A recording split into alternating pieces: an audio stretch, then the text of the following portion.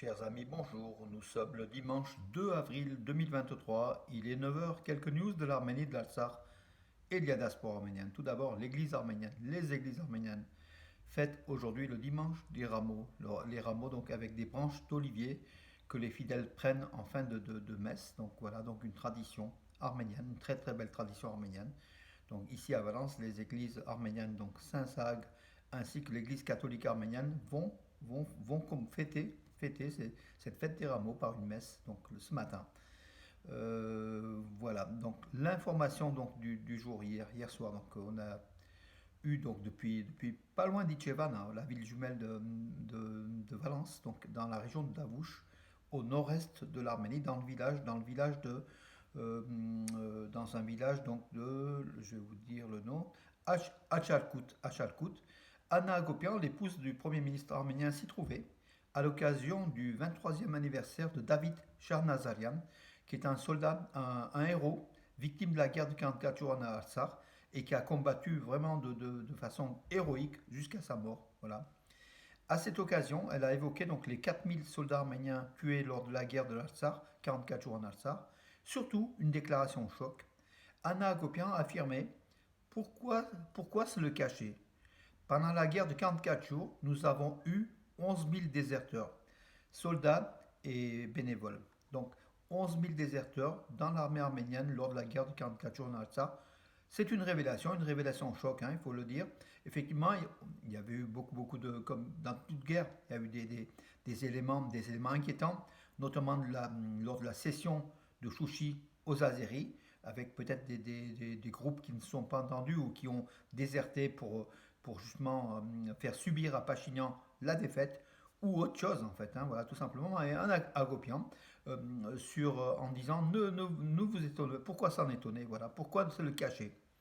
Nous avons eu 11 000 déserteurs, voilà, donc c'est aussi ça comment dirais-je, ça enlève un peu plus la légende de la force de l'armée arménienne aussi, et puis l'incompréhension politique entre groupes qui, sur le terrain de la guerre, a produit ses effets négatifs. Mais en tout cas, nous devons saluer notre armée arménienne qui a résisté quand même durant 44 jours à 7 pays en fait, hein, l'Azerbaïdjan, la Turquie, le Pakistan, la Tchétchénie, 7 pays qui étaient là, présents, les djihadistes syriens qui sont toujours là, d'après Téhéran, dans la partie occupée de l'Artsakh. Voilà, donc il ne faut pas non plus, comment dirais-je, prendre l'armée arménienne comme une, comment dirais-je, comme une armée défaite, une armée en déliquescence. Ce n'est pas le cas. Il y a eu effectivement des défections, mais c'est vrai que ce chiffre de 11 000 désertions, c'est assez inquiétant. C'est ce qu'a en tout cas déclaré Anna Agopian, donc l'épouse du premier ministre arménien, hier, pas loin d'Ichevan, hein, donc dans la région de Tavouche. Voilà, donc entre-temps, donc les autres informations, donc hier, le métro, donc Térévan, le mur d'un ex-moulin à farine s'est effondré sur un rail donc d'un métro, donc le métro d'Erevan a cessé de fonctionner durant un temps, et là, cette nuit, et puis de ce matin, il y a encore des travaux pour faire redémarrer cette partie-là qui est fermée. Un soldat arménien a été tué dans des conditions de faible visibilité et des tirs ont eu lieu aussi du côté azéri. Donc en fait, dans des conditions de faible visibilité, un soldat arménien a tiré sur un autre soldat arménien pensant que c'était un ennemi. Voilà, il l'a tué. Donc un autre a été blessé. Entre-temps, les Azéris, entendant les coups de feu, ont tiré aussi. Ça se passait à la frontière orientale, donc arméno du sud sud-oriental, sud-est de l'Arménie.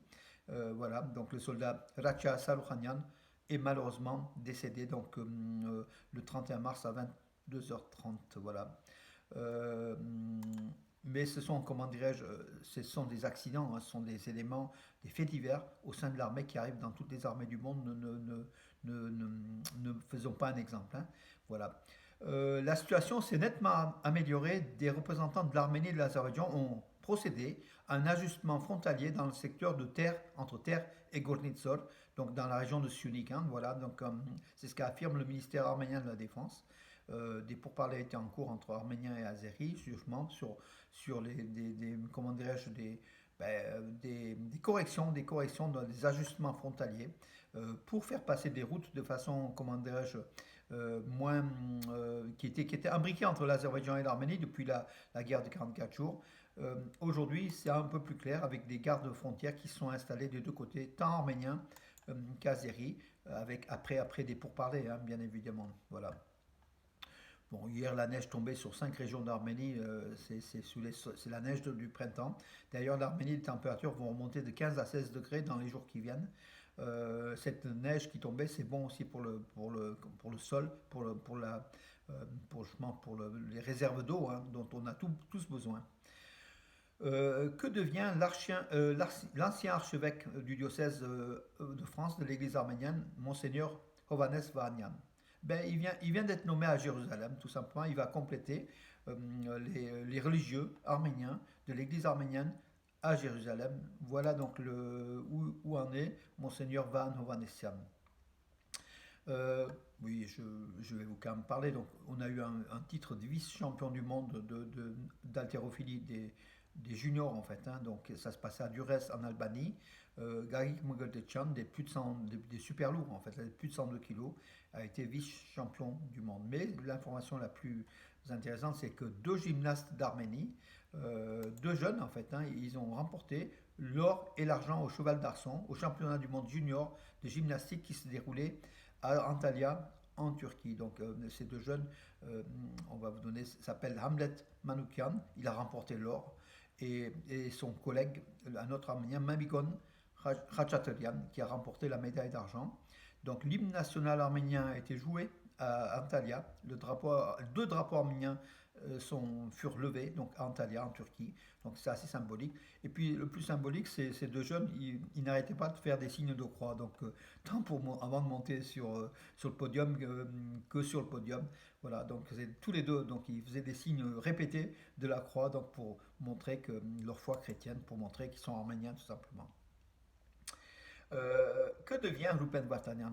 Le président de la République de l'Artsakh, Araïk Artunan, a affirmé que, en restant et en poursuivant ses activités en Artsakh, Rupen Vartanian montre son attitude particulière et son dévouement à l'Artsakh. Voilà, il fait des conférences, il fait des réunions. Il a une organisation qui s'appelle Nous sommes nos montagnes. Il fait comment tant culturel que social. Il aide la population arménienne en Artsakh. Il est bien établi en Artsakh. Il reste, hein, même s'il n'est plus ministre de l'État, il a été destitué sur une pression de l'Azerbaïdjan, il faut le dire, hein, de la Russie peut-être aussi, mais surtout de l'Azerbaïdjan. Donc il a été obligé de démissionner, Rupen Vartanian, mais il reste sur le sol d'Artsakh à lutter, à aider la population arménienne de l'Artsakh. Bravo à lui en tout cas, voilà. Le réservoir de Vedi, donc Vedi c'est dans la région d'Ararat, qui est un réservoir très très très important, qui va entrer en fonction, je crois, l'an prochain. Il stockera 29 millions de mètres cubes d'eau.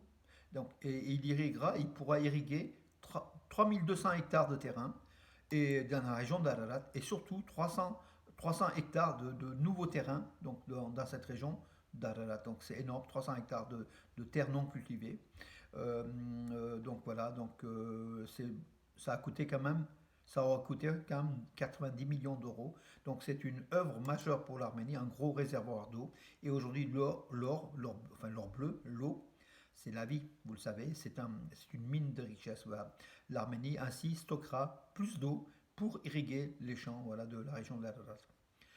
Les sénateurs mexicains ont visité le mémorial du génocide arménien, donc voilà, c'est régulier en fait. Chaque semaine, il y a des députés, des sénateurs, des politiques qui vont se rendre au mémorial du génocide.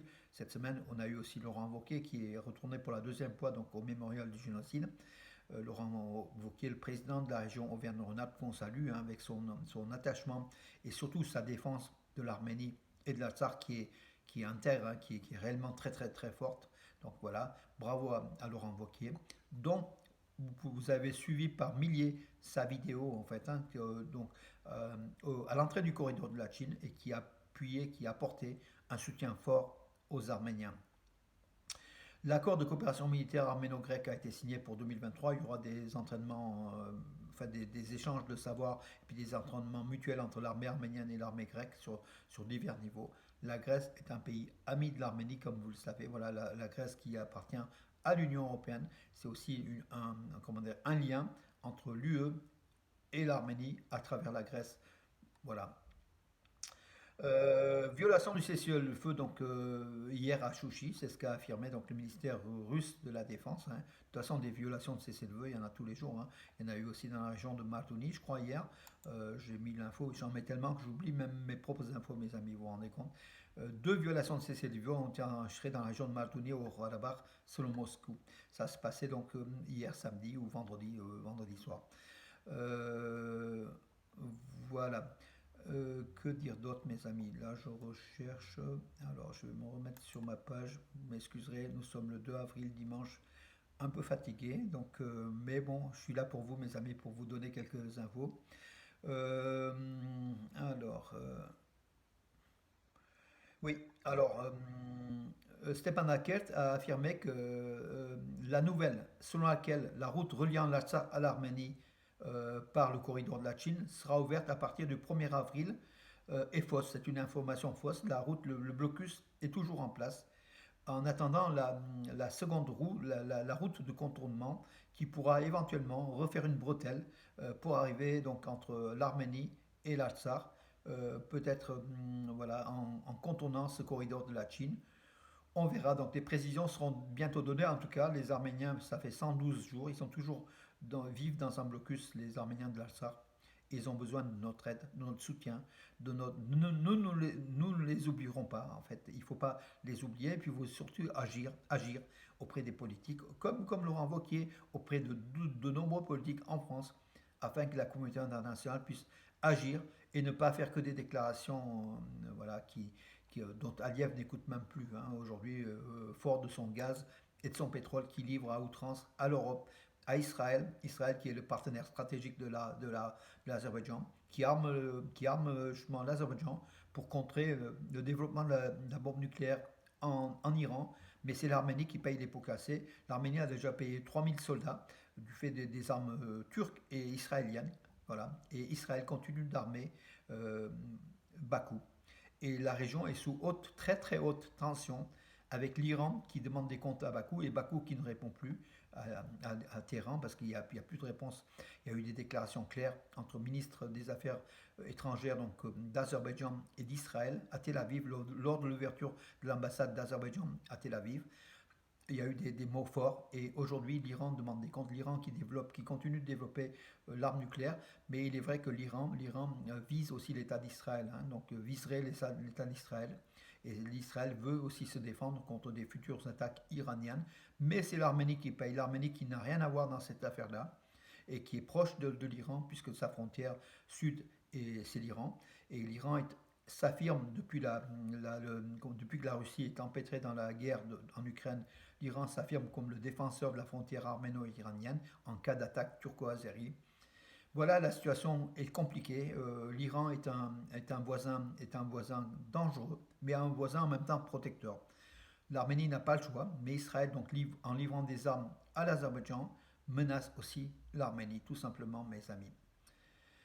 Voilà pour ce dimanche 2 avril, mes amis. Allons à la messe des rameaux. Bonne journée.